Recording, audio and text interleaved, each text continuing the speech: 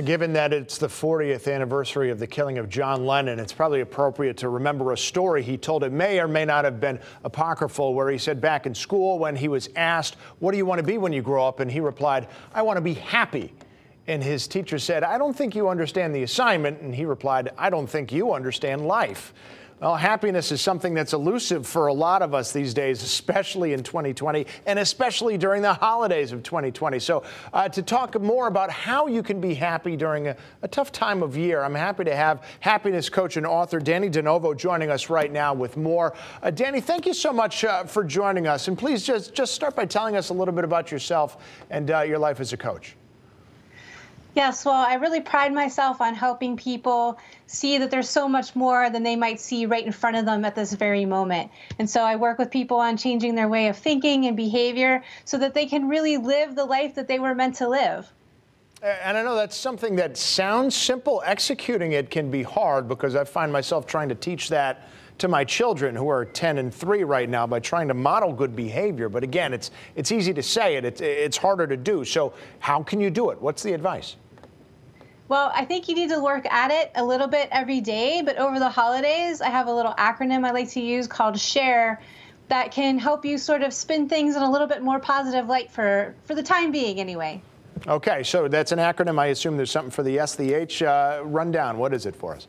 Okay, S is for script, and that means flip it. This is the time of year we need to change things up a little bit. Your holidays probably look kind of similar every year. This is not the time to stick with tradition. Maybe think of some new conversation topics, get everyone's input, prepare the meal together. Just do something that's outside of the box for you. Okay, and that makes sense. You're right, because if you're just trying to compare it to past holidays, well, you're probably going to be disappointed. What's the H for?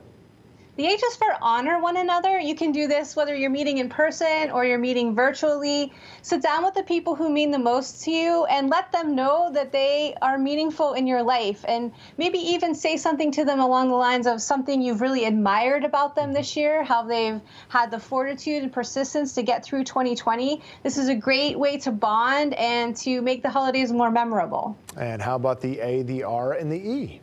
The A is for amusement. We need to have a little bit of fun. When I was a kid, one of my uncles told everyone he wanted a boat for Christmas. So my dad and the other uncles went out and found this beat up old canoe and put it on his front yard with all this old stuff in it. And we all had a really good laugh. And it seems silly, but you just need a little bit of playfulness right now. Right, right. The R is for recognize the year. We probably all felt a little bit bad about it, but now's the time to feel good about it. See if you can go in and pull out those little good points that did happen throughout the year and take that good with you into 2021. And lastly, the E. The E is for energy. We need to up that, like times 125 this year, right? You get to be the role model, as you said. You get to set the tone. And so that energy is contagious. If you're doing things that make you feel good, you're going to make others around you feel good. And you have no idea how far down the line that energy will reach. I like that. And once again, that gets back to what I'm trying to do with modeling that behavior for my kids at home. Thank you. I didn't know we were going to do it in acronym form, but that always works. It helps to stick in people's heads. Dannie, thank you so much for taking the time to join us. We do appreciate it. Oh, so good to be here. All right, take care. And we got another check of the forecast coming up with Matt Scott. Don't go anywhere. And of course, for the New England 61-Day Challenge, Trinity Health of New England is asking you all to be authentic this week, to have the courage to be perfectly imperfect. Try being real this week. When somebody asks you how you are, actually take time to share how you're doing and invite others to do the same. Just trust that it's okay to be yourself.